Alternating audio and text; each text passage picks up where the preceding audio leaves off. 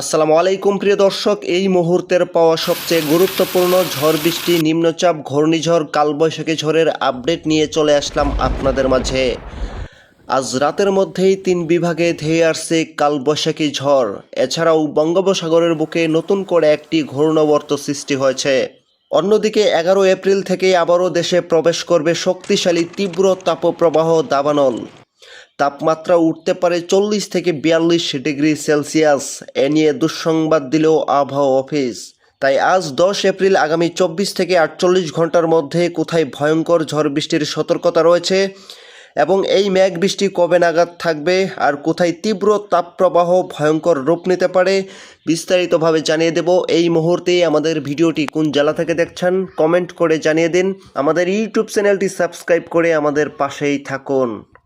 প্রিয় দর্শক, এই মুহূর্তে আমরা সরাসরি চলে আসলাম মেঘমালা চিত্রে। আমরা দেখব দুই বাংলার আকাশ এই মুহূর্তে কোথায় বর্জ্যবাহী মেঘের আনাগোনা রয়েছে। আমরা দেখতে পাচ্ছি যে ঢাকা, চট্টগ্রাম, এদিকে ময়মনসিংহ বিভাগ এবং সিলেট বিভাগের ত্রিপুরা রাজ্যের বেশ কিছু অঞ্চল এবং রংপুর ভারতের উত্তরবঙ্গের এই দিকে অধিক পরিমাণে বর্জ্যবাহী মেঘের ছেয়ে রয়েছে এবং এই মুহূর্তে বাংলাদেশের একাধিক জেলায় বৃষ্টি এবং কালবৈশাখী ঝড় এই মুহূর্তে চলমান রয়েছে এমনটাই লক্ষ্য করা যাচ্ছে। প্রিয় দর্শক, আগামী 24 থেকে 48 ঘন্টার মধ্যে মানে আজ রাতের মধ্যে বাংলাদেশের 3 বিভাগ এবং ভারতের উত্তরবঙ্গে ভয়ঙ্কর ঝড় বৃষ্টির সতর্কতা রয়েছে। এই মুহূর্তে আমরা সেই খবরই চলে যাচ্ছি।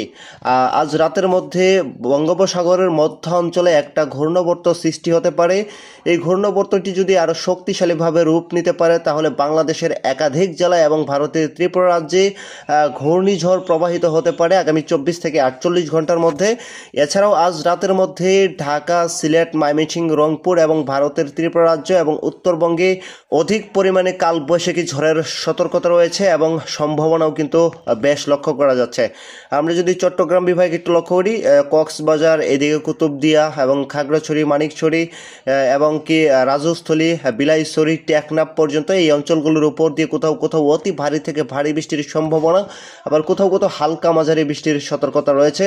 এছাড়া প্রিয় দর্শক, আমরা ঢাকা বিভাগের এদিকে লক্ষ্য করতে পাচ্ছি যে ঢাকা, মানিকগঞ্জ, এদিকে নরসিংদী, গাজীপুর, নাগারপুর, এদিকে টাঙ্গাইল, শাইলকুপা, শেরপুর, কাটিয়াদি, ওলাপাড়া এবং এইদিকে দেখা যাচ্ছে সিরাজগঞ্জ, ঘাটাইল, তিরশাল, ভালুকা, ময়মনসিংহ, কেন্দুয়া, নেত্রকোনা, ইতনা, এদিকে কিশোরগঞ্জ, এই অঞ্চলগুলোর উপর দিয়ে কোথাও কোথাও 5 থেকে 7 মিলিমিটার পর্যন্ত অতি ভারী বৃষ্টির সম্ভাবনা রয়েছে। আবার কোথাও কোথাও কালবৈশাখী ঝড়ের কিন্তু সতর্কতা লক্ষ্য করা যাচ্ছে ময়মনসিংহ বিভাগের এদিকে।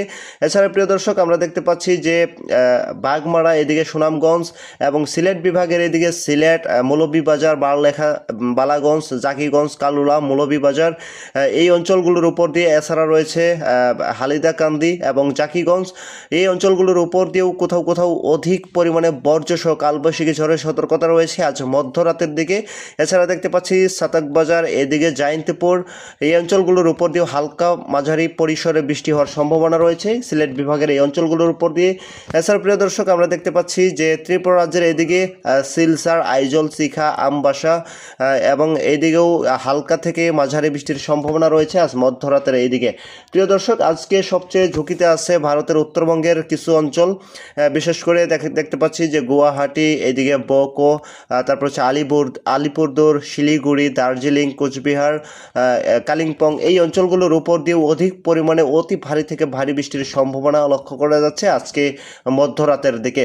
প্রিয় দর্শক, পরবর্তী সময়ে ভোর 4টার দিকে আবারও দেখা যাচ্ছে যে সিলেট বিভাগ এবং ভারতের ত্রিপুরা রাজ্য, আগরতলা, আইজল, চিখা, এদিকে সিলেটের পারলেখা, জাকিগঞ্জ, তারপর হচ্ছে হালিদাকান্দি, এদিকে বালাগঞ্জ, মৌলভীবাজার, কালুরা, শ্রীমঙ্গল উপজেলা, হাবিবগঞ্জ, এই অঞ্চলগুলোর উপর দিয়ে কামালপুর, এই অঞ্চলগুলোর উপর দিয়ে কোথাও কোথাও 3 থেকে 4 মিলিমিটার পর্যন্ত অতি ভারী থেকে ভারী বৃষ্টির সম্ভাবনা। প্রিয় দর্শক, এই বৃষ্টি বলয় আগামী 11 এপ্রিল থেকে বিদায় নিতে চলেছে। তবে আবার আগামী 11 এপ্রিল থেকেই বাংলাদেশে এবং ভারতের উত্তরবঙ্গে, আসাম, মেঘালয়, ত্রিপুরা রাজ্যে শক্তিশালী তীব্র তাপপ্রবাহ দাবানল প্রবেশ করতে পারে।